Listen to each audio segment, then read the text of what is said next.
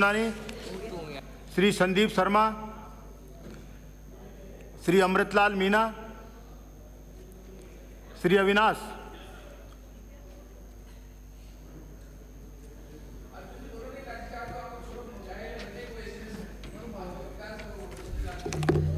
बोलिए please. Ji sir.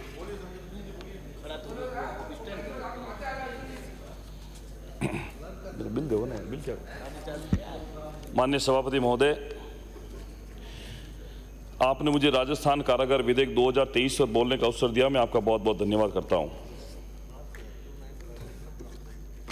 माननीय सभापति महोदय, मैं समझता हूं कि राजस्थान कारागार का ये विधेयक, अब चूंकि चुनाव के अंदर समय भी कम बचा और मैं समझता हूं कि सरकार की मंशा भी कोई ज़्यादा ठीक नहीं लगती, क्योंकि पिछले 4.5 सालों में सरकार के जो कामकाज थे ये कारागार के ऊपर आपको जो प्रयास करना था वो 4.5 साल में नहीं करके आप बचे हुए 3-4 महीनों में करना चाह रहे हैं।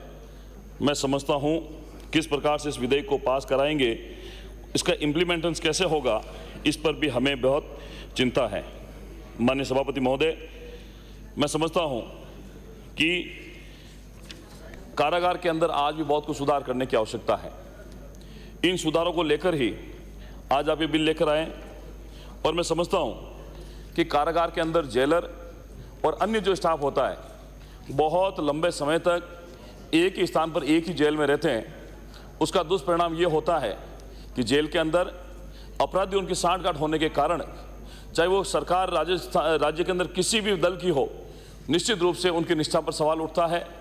और मैं समझता हूं कि जो अपराध का ग्राफ है वो जेल के बाहर तो होता ही होता है, लेकिन इस प्रकार का वातावरण बनने से जेल के अंदर भी अपराधियों के अंदर आपस में टकराव होता है, कहीं न कहीं मर्डर हो जाता है, हत्याएं हो जाती है और ऐसी अनेक परिस्थिति पैदा होती है कि आपने ये नहीं सुना कि पिछले 4.5 सालों में राजस्थान की जेलों के अंदर मादक पदार्थों की बरामदगी हुई है। ये तस्करी, ये सप्लाई आखिर उनको करता कौन है? और साथ में जेल तोड़कर भी बहुत खुंखार अपराधी होते हैं, वो भी जेल तोड़कर भाग जाते हैं और जेलर और अन्य स्टाफ जिनका अंकुश उसके ऊपर नहीं रहता है मिलीभगत के कारण, आए दिन अखबार के अंदर हमें इस प्रकार का वाकया देखने को मिलता है।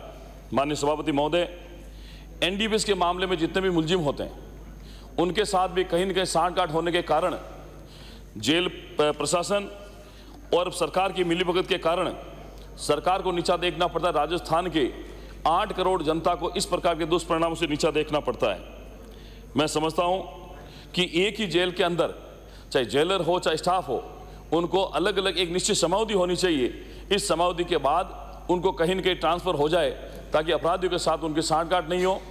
और मैं समझता हूं कि ये जो जितने भी अपराधी हैं जो संगीन अपराध के अंदर रहते हैं, उनको भी लगातार अलग अलग समय पर अलग अलग स्थानों पर ट्रांसफ़र कर दिए जाने चाहिए। एक ही समय पर अगर ये अपराधी एक ही जेल में रहेंगे तो मैं समझता हूं कि गुटबाजी भी होती है, कहीं न कहीं षड्यंत्र भी होता है, उसके कारण जेल व्यवस्था को भी दुष्परिणाम पड़ता है।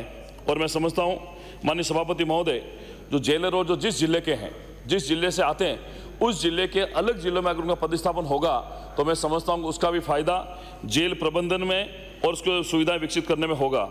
और मैं समझता हूं माननीय सभापति महोदय, ये जो कारागार के संबंध में आजकल जहां हम लोग देखते हैं, ना टॉयलेट की सुविधा है, ना पीने के पानी की सुविधा है, तो इस पर भी ध्यान देने की आवश्यकता है।